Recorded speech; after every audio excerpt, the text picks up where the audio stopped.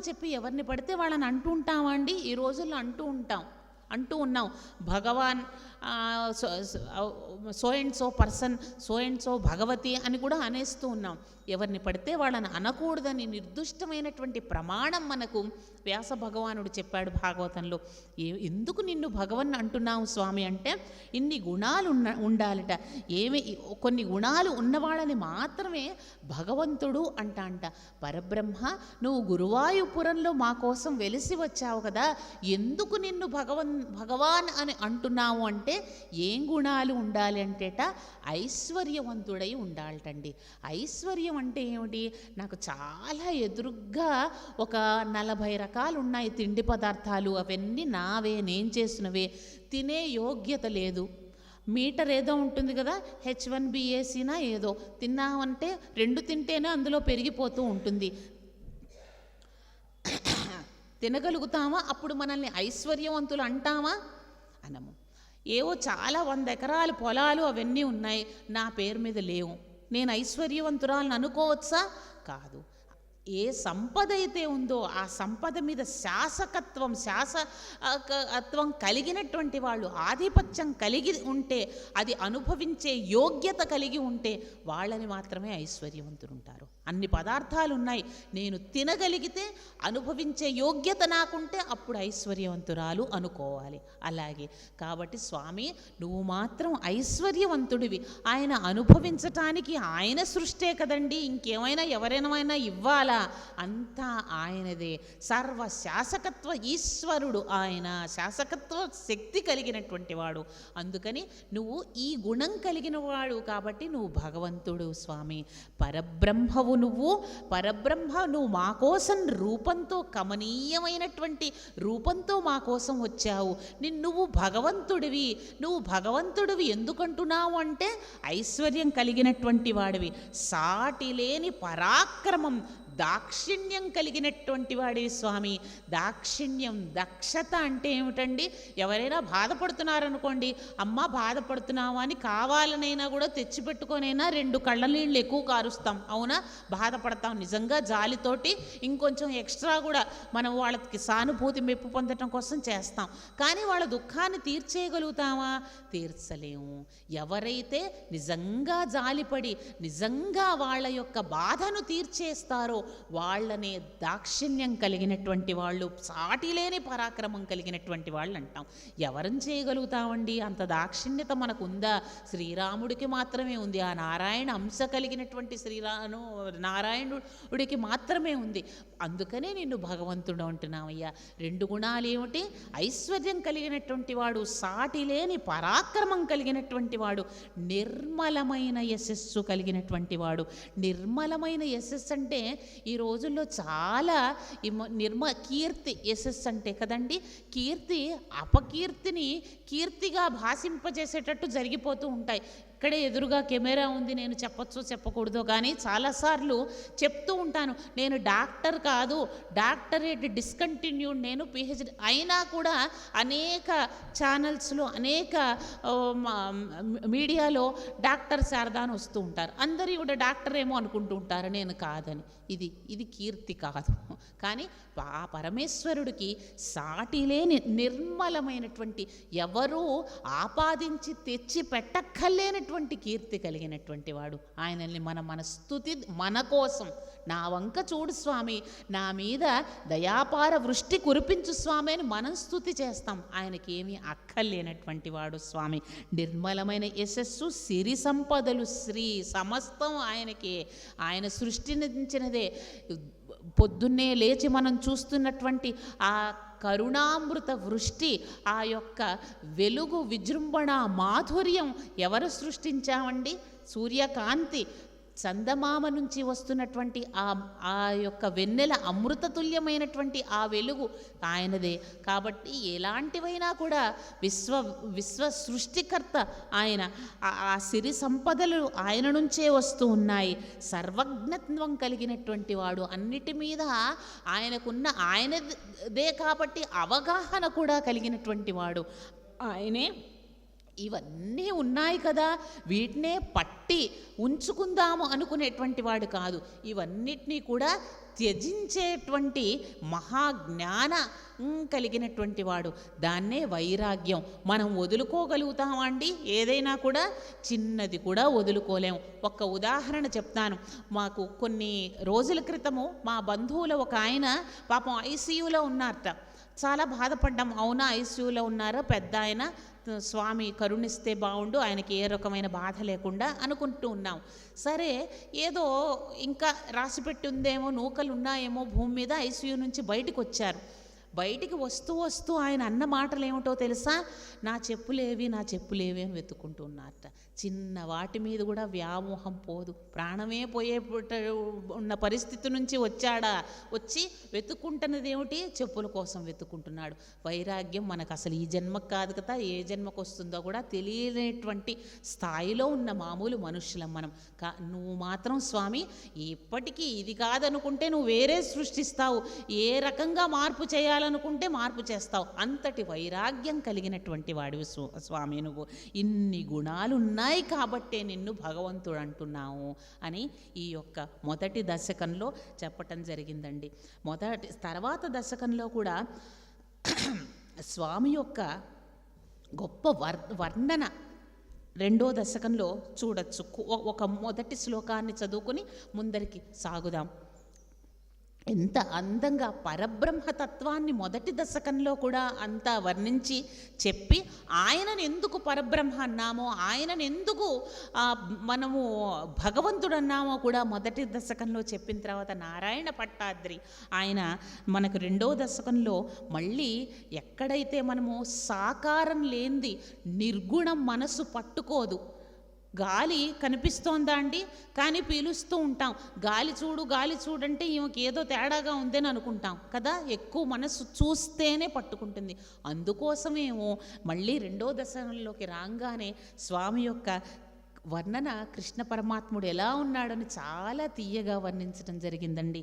ఒక్కసారి మంత్రతుల్యమైనటువంటి శక్తిని నిక్షిప్తం చేసి అందించినటువంటి ఈ శ్లోకాన్ని ఒకసారి చదువుకుందాం. సూర్యస్పర్ధి కిరీట మూర్ధ్వతిలక ప్రోత్పాసి ఫాలాంతరం కారుణ్యాకుల నేత్రమార్ద్రహసితోల్లాసం సునాసాపుటం గండోద్యన్మకరాభకుండలయుగం కంఠోజ్వలత్కౌస్తుభం త్వద్రూపం వనమాల్యహారాపటల శ్రీవత్సదీప్రం భజే. అమ్మా, అందరూ కూడా మనకు సంప్రదాయం ఒక్కొక్క ప్రాంతం బట్టి ఉంటుంది. నారాయణీయం ముఖ్యంగా కేరళ దేశీయులు, తమిళులు వాళ్ళు అనేక రాగాలతో పొదిగి ఈ శ్లోకాలను పాడుకుంటూ ఉంటారు. చాలామంది తెలుగు వాళ్ళ ద్వారా వినటం జరిగింది. మేము ఈ రాగాల్లోనే పాడాలేమో నారాయణీయం. మీకు నేర్పిస్తున్నటువంటి గురువుగారు ఇక్కడ ఉన్నారు. నాకు రాగాల్లోనే పాడాల్సిన అవసరం లేదమ్మా. చాలా తీయగా తప్పులు లేకుండా నెమ్మదిగా గురువుగారి యొక్క సంస్కృతం తెలిసిన వారి యొక్క పర్యవేక్షణలో చదువుకున్నట్టయితే మనం చదవగా వేదం చదువుతున్నామేమో అన్నంత ఆ చాంటింగ్ వైబ్రేషన్ మనకు అనిపిస్తుంది. నిజంగా వేద ఉచ్చారణ జరుగుతోందేమో అన్నట్టు అనిపిస్తుంది. ఆ యొక్క భీతి నుంచి, అపోహ నుంచి రాగం అవసరం లేదు. అన్ని నిక్షిప్తం చేసి, బీజాక్షరాలు కూడా నిక్షిప్తం చేసి పొదిగి అందించబడినటువంటి మంత్ర రాశి ఈ శ్లోకాలు మనకు అందించడం జరిగింది. వాటినన్నిటి నుంచి మనము బయటపడి మనము చక్కగా చాలా ప్రేమగా కృష్ణుడి గురించి చదువుకుంటున్నాను. తీయగా ఆయన గురించి ఆయన ముందు కూర్చొని ఎలా చెప్పాడో నారాయణ భట్టాద్రి, నేను కూడా ఈ మాటలు ఆయన సన్నిధిలో ఆయనకే చెప్పుకుంటున్నానని చాలా ప్రేమగా ఉంటే చాలు, వెంటనే ఆయన అనుగ్రహిస్తాడు. ఇంకొక మాట కూడా, నారాయణీయం చదివితే ఆరోగ్యం కుదుట పడుతుంది అని అందరికీ తెలిసిన విషయమే. తప్పకుండా. అయితే మనము వేరే ధర్మాలలాగా అంత సంకుచితమైనటువంటి ప్రయోజనబద్ధమైనటువంటి మతం కాదండి. అనేక ప్రయోజనాలు కలిగినటువంటి మల్టీ టాస్కింగ్ అంటామే. ఒకటి మాత్రమే కాదు, ఒకటి కొనుక్కుంటే 100 పనులు చేసేటువంటివి మనం కొనుక్కుంటూ ఉంటాం కదా. ఒక ఫోనే 100 పనులు చేస్తుంది. అలాగే నారాయణీయం కూడా ఆరోగ్యం తప్పకుండా బాగుపడుతుంది. అందులో ఉన్నటువంటి ముఖ్యమైనటువంటి ప్రయోజనం అది మాత్రమే కాదు, అనేక ముఖ్య ప్రయోజనాలను. ఇది భాగవతం అంటే, భాగవతం మనకు కేవలం భౌతిక ప్రయోజనాలకు మాత్రమే కాదు కదా. ఎంతసేపు భౌతిక ప్రయోజనం ఒకటి పోగానే ఇంకోటి వస్తుంది. పిల్లవాడి పెళ్ళవంగానే పిల్లవాడికి పిల్లలు పుట్టాలన్న కోరిక వెంటనే వస్తుంది. అవి కావు మనవి తెరిపిలేని సమస్యలు. మన ఆరోగ్యం కూడా అంతే కదండి. చాలా ఈరోజు ఎంతో బాగా అన్ని 100 టెస్టులు యాన్యువల్ చెకప్ చేయించుకున్నాను అని స్థిమితంగా ఉండగలుగుతామా? వచ్చే నెలలోనే మళ్ళీ వెంటనే టెస్టులు, మళ్ళీ వేరే రీడింగ్లు కనిపిస్తాయి. మన ఆరోగ్యం కాదు ముఖ్యం, మానసికమైన ఆత్మ ఆరోగ్యాన్ని మనకు అందించేటువంటి గొప్ప గ్రంథం ఎందుకైందో పోను పోను అర్థాన్ని తెలుసుకోవటం ద్వారా మనం తెలుసుకుందాం. మనందరం కూడా అయితే ఏమి సంకల్పం చేసుకుందాము అంటే, ఇంకొక సంకల్పం కూడా ఒకటితో మనకి అయ్యేది కాదు. ఇంకొకటి కూడా, స్వామి నారాయణీయాన్ని ఎందుకు చదువుతున్నాను, ఎందుకు పారాయణ చేస్తున్నాను అంటే, స్వామి నువ్వే, ఎవరైనా తెలివిగల కోరిక కోరుకోవాలి కదండి. అర్జునుడులాగా కోరుకోవాలి. ఏమని? వాడు తెలివి తక్కువ వాళ్ళైతే దుర్యోధనులా కోరుకుంటాడు, నాకు ఏమీ వద్దు, 1,00,000 గుర్రాలు ఇవ్వు, ఏనుగులు ఇవ్వు, అవి ఇవ్వు. ఏమైందో దుర్యోధనుడి పరిస్థితి తెలుసు. అర్జునుడు ఏమనుకున్నాడు? నువ్వు మాత్రమే కావాలి అనుకున్నాడు. కాబట్టి గెలుపు వాళ్ళదే. నాకు ఆరోగ్యాన్ని ఇవ్వు అని మనం ఏమి అడగద్దు, చదివితే ఆయనే చూస్తాడు. కానీ మనం ఏం కోరుకోవాలి? పోతన గారు కోరుకున్నట్టు కోరుకోవాలి. ఒక్కసారి నారాయణీయాన్ని చదువుతూ మన తెలుగు నారాయణ భట్టాద్రికి సమమైనటువంటి ఋషితుల్యుడైనటువంటి పోతన గారి సంకల్పాన్ని కూడా మనం చేసుకుని నారాయణని చదువుకుందాం, అనుకుందాం. ఒకసారి శ్లోకాన్ని స్మరించుకుందాం. శ్రీకైవల్య పదంబు చేరుటకునై చింతించదన్. ఎందుకు చదువుతున్నాను నారాయణ స్వామి? శ్రీ కైవల్య పదంబు చేరుటకునై చింతించదన్. నీ కైవల్యం అంటే కేవలస్య భావం కైవల్యం. నువ్వు తప్పితే నాకేం వద్దు స్వామి. నువ్వు ఉన్నావా, ఆరోగ్యం వస్తుంది, డబ్బులు వస్తాయి, అన్నీ నువ్వు చూసుకుంటావు, నేను ఏం చెప్పక్కర్లేదు. అంతా మనము నీకు ఇచ్చేసినట్టే బాధ్యత అంతా. పెళ్ళి అంటే క్యాటరింగ్కి ఇచ్చేసామనుకోండి, ఎంత నిబ్బరంగా ఉంటాము. మనల్నే కూర్చోమని వంట చేయమంటే అప్పుడు వస్తుంది కదా, ఆ ఊహ కూడా చేయలేం పెళ్ళికి వంట చేయమంటే. అందుకని వాళ్ళకి ఇచ్చేసాము ఆ బాధ్యత, చాలా హాయిగా ఉంటాం. అందుకే ఎందుకు చదువుతున్నాము? నువ్వు మాత్రమే కావాలనుకుని చేరుతున్నాను స్వామి, చదువుతున్నాను స్వామి, పారాయణ చేస్తున్నాను, తలుచుకుంటున్నాను, నెమరు వేసుకుంటున్నాను, గురువుగారు చెప్తుంటే వింటున్నాను స్వామి. నువ్వు ఎలాంటి వాడివి? లోక రక్షైకారంభకు భక్త పాలన కళా సంరంభకున్. నువ్వు ఎలాంటి వాడివి? నువ్వు ఎందుకు నువ్వే కావాలనుకుంటున్నాను? నువ్వే మామూలు వాడివి కావు స్వామి. నువ్వు లోక రక్షైకను రక్షిస్తాడు. ఎవరిని రక్షిస్తావు? చతుర్దశ భువనాలను, లోకాన్ని, సమస్తాన్ని రక్షించేటువంటి దక్షత కలిగినటువంటి వాడు. కాబట్టి నిన్ను కోరుకుంటున్నాను, నువ్వే కావాలి అని చెప్పి కోరుకుంటున్నాను స్వామి. భక్త పాలన కళా సంరంభకున్. నువ్వు నన్ను ఎలా పాలిస్తావు? చాలా ప్రేమ మనసులో. మనము మన వాళ్ళని, మన పిల్లల్ని ఎంతగా ప్రేమిస్తామో, మన జీవిత భాగస్వామికి ఎంత ప్రేమ పంచుతామో అంతకు మించి గోపికా హృదయంతో స్వామిని ప్రేమించాలండి. ఇవన్నీ కాదు, నతాతో నమాత నబంధుర్న గతిస్త్వం త్వమేకా భవాని. అమ్మ, ఇవన్నీ కూడా భర్త, భార్య, పిల్లలు, ఇవన్నీ నా భౌతికమైనటువంటి నువ్వు శరీరాన్ని ఇచ్చావు కాబట్టి వాటితో చేస్తూ ఉంటాను. కానీ మనసు మాత్రం నువ్వే. గతిస్త్వం త్వం ఏకా భవాని. నువ్వు మాత్రమే అమ్మైనా నాన్నైనా అని శంకరాచార్య స్వామి చెప్పారు కదా. అలాగే నేను కూడా నిన్ను అలాగే స్వామి ప్రేమిస్తూ ఉన్నాను స్వామి. ఎందుకు నువ్వు అంటే, నువ్వు నన్ను భక్తులని పాలించటాన్ని నువ్వు ఆట అంటే చాలా రుష్టుగా చేస్తామండి, చాలా అలవోకగా ఆడుకుంటాం కదా. నువ్వు నన్ను పాలించటం అనే పనిని చాలా తేలిగ్గా చేస్తావు.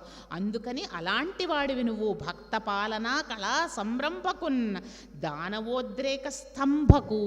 నాలో ఎలాంటి దానవులంటే ఎక్కడో పెద్ద పెద్ద కోరలు పళ్ళతోటి ఎముకలు దండలేసుకున్న వాళ్ళు ఉండరండి. మన లోపలే ఎలాంటి రాక్షసత్వం ఉంది. ఎప్పుడూ నన్ను నమిలేసే టెన్షన్ వస్తూ ఉంటుంది. బుర్రలో ఏదన్నా వచ్చిందా అది పోదు. అది రాక్షసత్వం. అంతకు మించిన రాక్షసత్వం ఉందా అండి? మన లోపలే ఉంది. నువ్వు అలాంటి వాటిని కూడా దానవోద్రేక స్తంభకు అలాంటివి అయితే ఎడప తెరపలేని నెగిటివ్ రాక్షసు, నెగిటివ్ శక్తి, ఎనర్జీ అంటుంటామే, అలాంటివి వస్తున్నాయో స్వామి వాటినన్నిటినీ వెంటనే స్తంభింపచేసేస్తావు, ఆపేస్తావు. అలాంటి వాడివి స్వామి నువ్వు. దానవోద్రేక స్తంభకు కేళీలోల విలస దృగ్జాల సంభూత నానా కంజాత భవాండ కుంభకు మహానందాంగనాడింపకున్. నువ్వు చాలా ఆనందాన్ని ఇచ్చేటువంటి వాడివి స్వామి. నువ్వు మామూలుగా వాడివి కాదు. ఇవన్నీ కూడా ఒక ఆటలాగా సృష్టిస్తావు. సృష్టి స్థితి ఆ పంచకృత్యాలు ఏవైతే ఉన్నాయో అవన్నీ నీకు ఆట లాంటివి. నాకు మహద ఆనందాన్ని ఇచ్చేవాడివి స్వామి అన్న ప్రేమను నింపుకుని త్యాగరాజు చెప్పినట్టు పట్టి విడువరాదు స్వామి. త్యాగరాజ కీర్తన, నువ్వు నన్ను పట్టుకున్నావా వదలద్దు, నాతోనే ఉండు అన్న ప్రేమను, సంకల్పాన్ని ఈ యొక్క శ్లోకం యొక్క, ఈ పద్యం యొక్క సారాన్ని నింపుకొని నారాయణం చదువుకుందాం. ఆరోగ్యము వాటిని మించినవి అన్నీ అవే వస్తాయి. ఇక్కడ ఈ రూప వర్ణన శ్లోకం అనుకున్నాం కదా, 2వ దశకంలో మొదటి శ్లోకాన్ని ఒక్కసారి చూద్దాం. సూర్యస్పర్ధి కిరీట మూర్త తిలక ప్రోత్పాసి ఫాలాంతరం. ఎంత గొప్ప శ్లోకం! కిరీటమణి కాంతులు సూర్య తేజస్సును మించి ఉన్నాయి. రూపాన్ని భావిస్తే కృష్ణ పరమాత్మ మన మనసులోకి వచ్చి, ఇందాక శుద్ధి చేసేసుకున్నాం కదా, మనసు శుద్ధి చేసుకున్నాం ప్రార్థన ద్వారా, వచ్చి ఉంటాడు. మనసు ఎలా ఉన్నట్ట కృష్ణ పరమాత్మ అంటే కిరీట కాంతులు తోటి సూర్య తేజస్సును మించిపోయి ఉన్నాయట. సూర్య తేజస్సు ఎలా ఉంటుందండి? పొద్దున్నే వస్తున్నటువంటి ఆ కాంతి విజృంభణ మాధుర్యం, ఎంత పొద్దుటి వెలుగు ఎంత బాగుంటుంది కదా, అలా ఉన్నాయట ఆయన యొక్క కిరీట మణికాంతులు. ఫాలభాగమునందలి కస్తూరి తిలకం ధరించి ఉన్నాడు. మనోజ్ఞంగా నీ చూపులన్నీ కూడా ప్రాణులపై ప్రసరిస్తూ ఉన్నాయి. ప్రేమ నిండినటువంటి దృక్కులతో స్వామి మన అందరినీ చూస్తూ ఉన్నాడు. వక్షస్థలంలో వనమాలలు, దివ్యాహారము, శ్రీవత్స కౌస్తుభమణి ధరించి ఉన్నట్ట. ఎంత దివ్యమైనటువంటి భావన! ధనుర్మాసంలో ఈ మంత్రమయమైనటువంటి ప్రాంగణంలో ఆ కృష్ణమూర్తిని, వనమాలను ధరించినటువంటి కస్తూరి తిలకాన్ని ధరించినటువంటి స్వామిని మనందరంలో కూడా మనం అందరం మనస్సులో నిక్షిప్తం చేసుకుందాం.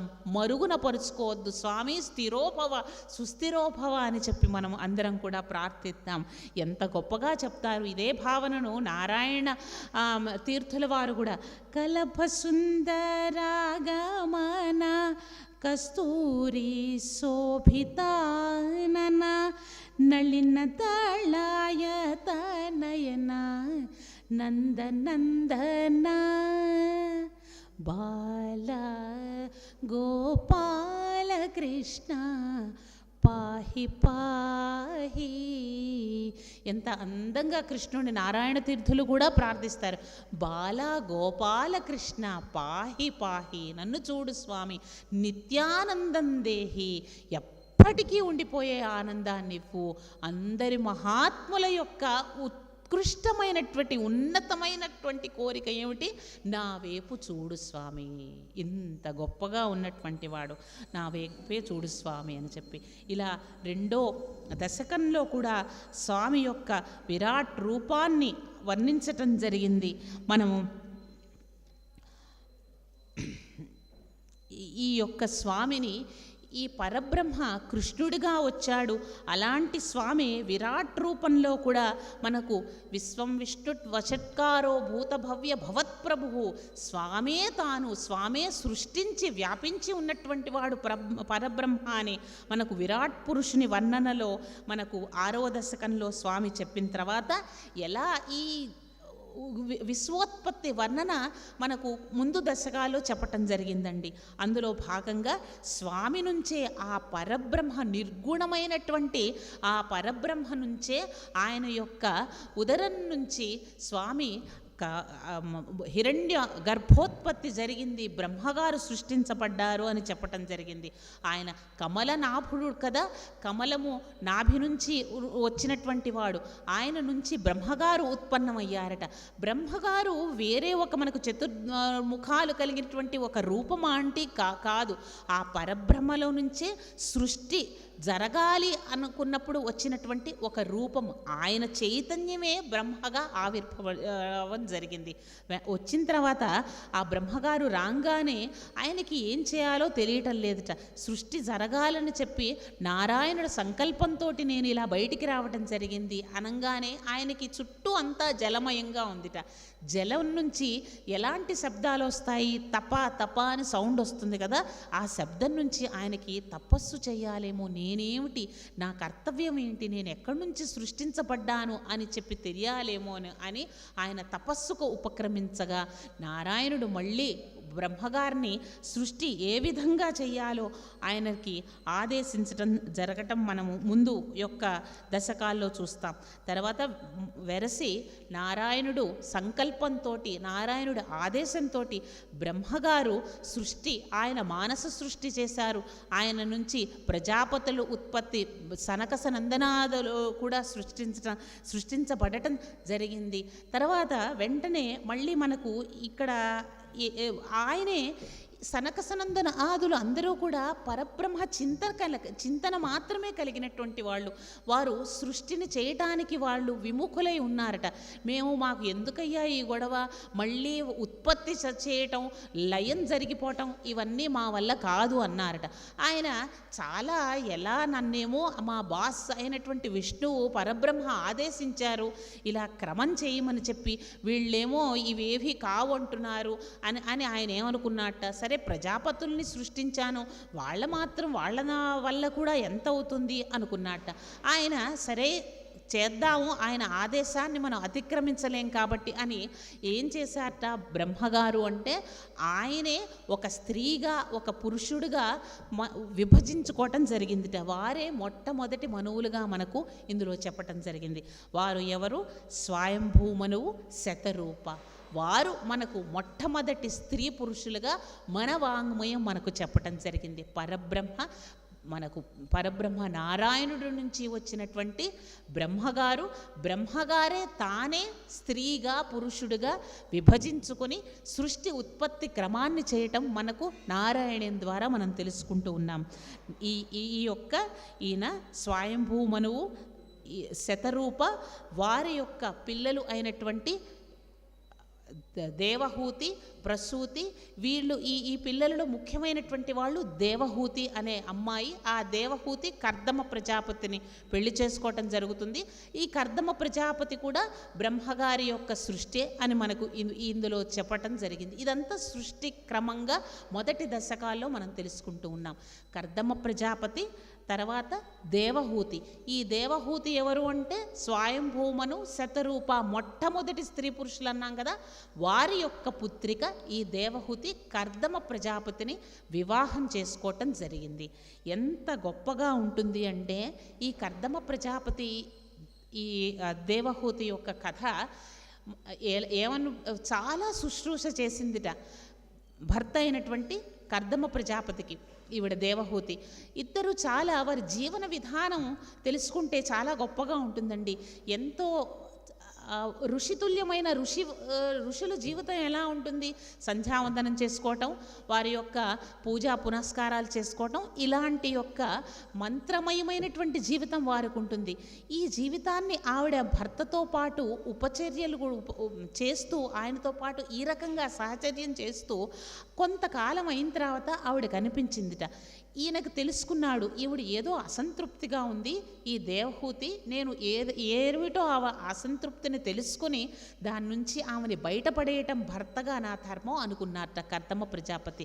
కర్దమ ప్రజాపతి నుంచి మన అందరు చాలామంది ఇక్కడున్న భర్తలందరూ కూడా నేర్చుకోవాలేమో అని అనిపిస్తోందండి. పట్టించుకోవాలి కదా, ఏమిటి ఆవిడ అసంతృప్తిగా ఉంది, రోజు ఏదో వంట చేసి పెడుతోంది, అన్నీ చేసి పెట్టేస్తోంది, మన పనులు జరిగిపోతున్నాయా, తినేద్దాం అనే భర్తల లాంటి వాడు కాదు కర్దమ ప్రజాపతి.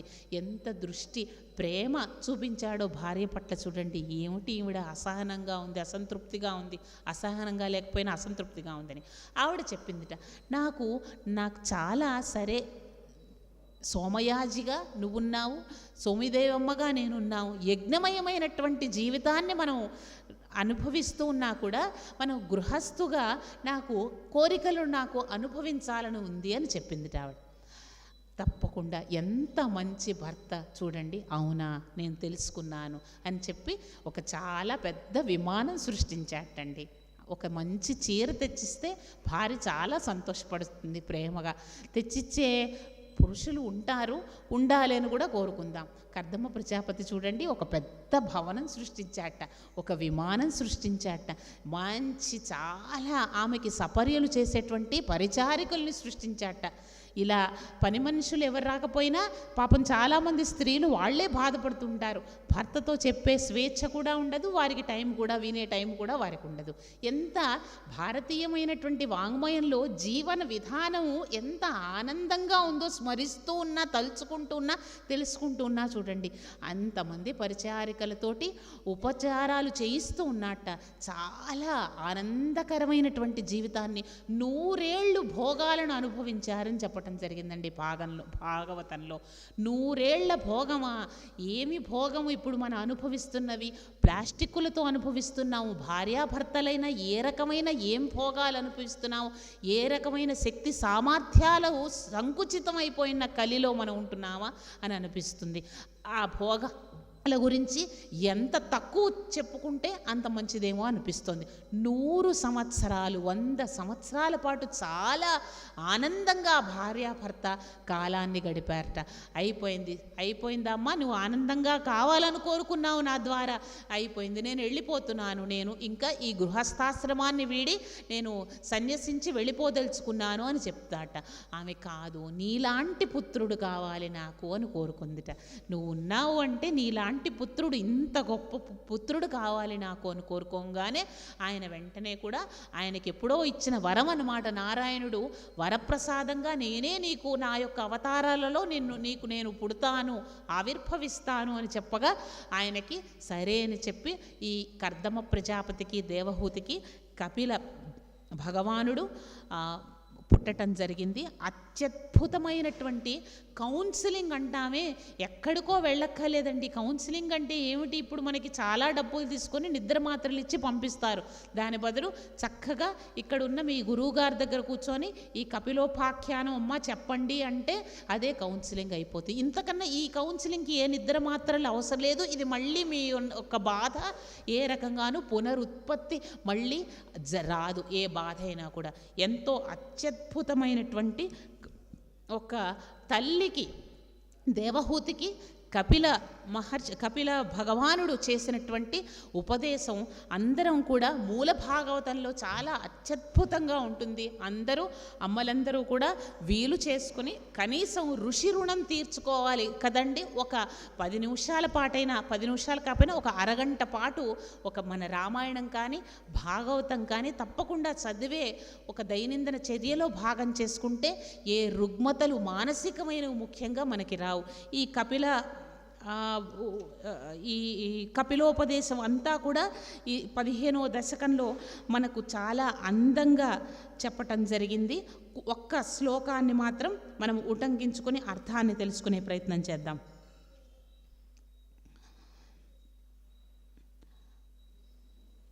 63వ పేజమ్మ. యువతి జఠరఖిన్నో జాతబోధోప్యకాండే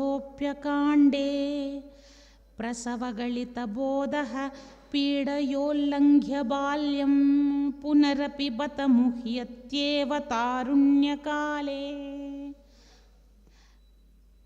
కపిలతనురితి త్వం దేవహూత్యైన్యగాదీః.